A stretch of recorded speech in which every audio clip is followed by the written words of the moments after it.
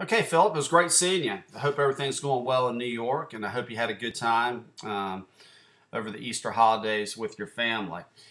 I don't like to give my students too much information, but in your case, we're going to talk about three areas that you can work on in your apartment. And if you get over to Chelsea Pier, hit some balls and work on a few of these things. But just make sure you kind of isolate the areas in your drills that we're going to talk about.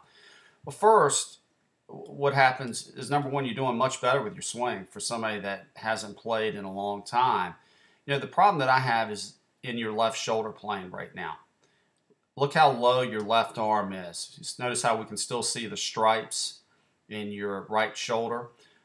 The problem that you have is when the left arm gets too low or too flat around your body, you create this little wobble in your hands. Watch how you get a little bit across the line right there.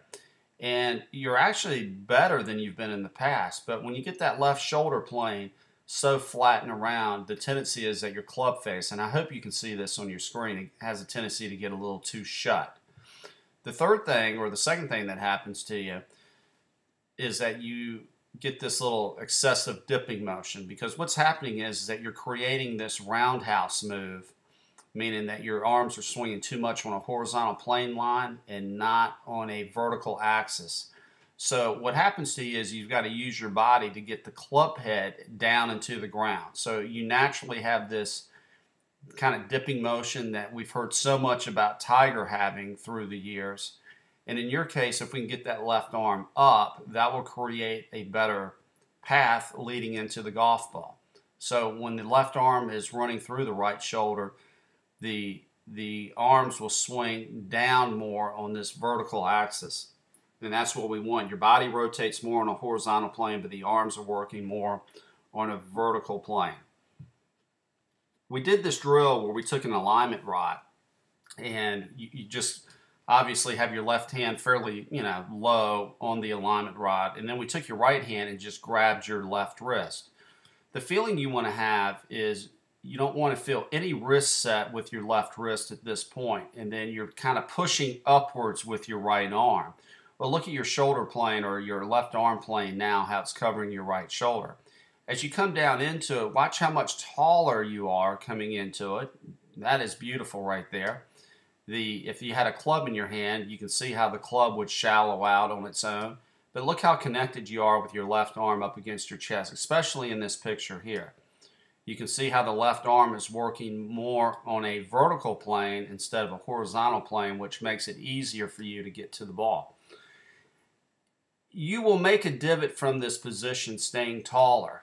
I'm going to go ahead and take you through your impact on your old swing here, where you see a little bit of the dipping motion, how you're going down and into it.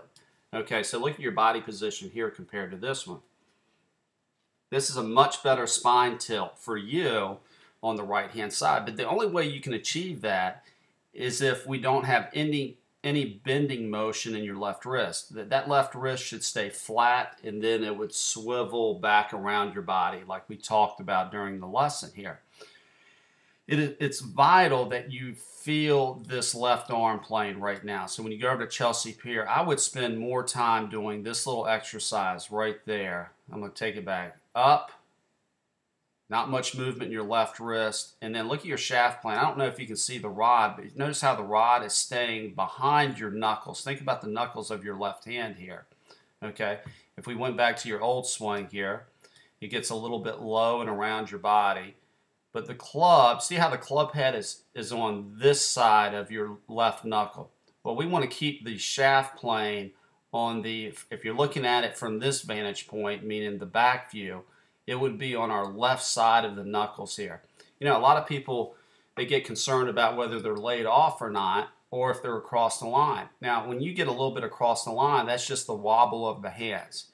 You get that little waver at the top, and it causes your upper body to come down on a steeper plane line. But if you take a look here, the club is not laid off. It's in a great position. And then watch how it just drops down naturally. That's the feeling you want to have. Look at the shaft, how it is flattened out at this point. Look at your shaft plane here on the video with the club. See how much steeper that is? You're coming from the inside, but it's on a steeper plane line. So if we can really concentrate on your left arm plane, okay, working up through the right shoulder with very little wrist hinge here, okay, it will hinge on its own. I mean, so if I was looking at somebody, I would say that club has been hinged properly up at the top. And then the next thing you want to do here is if we can just give you the feeling that you're staying taller through the impact, it's going to really shallow out your golf swing, and it's going to cause, the club face to work in a more neutral position instead of it getting closed. So what happens with you is you get the club face a little bit shut at the top, and then you fight trying to get it reopened as you come back down at impact. So again, just try to work on your left arm plane with very little wrist cock, and then just make sure you're staying taller through the ball. That's more, that's more than enough to work on at this point right now. But this will really help your body transition. Notice how your right heel is coming off the ground through the impact, whereas you're a little bit more flat-footed as you're approaching the ball.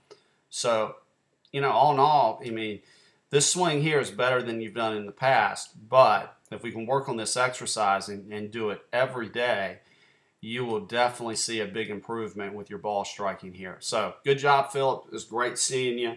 And I hope you enjoy your new website here for the time being. This is a demo site, and as we advance along, I'll show you how to work your site where you can post your own notes into the site and do many other things with it. But have a good time in New York, and stay in touch with me, okay? Take care.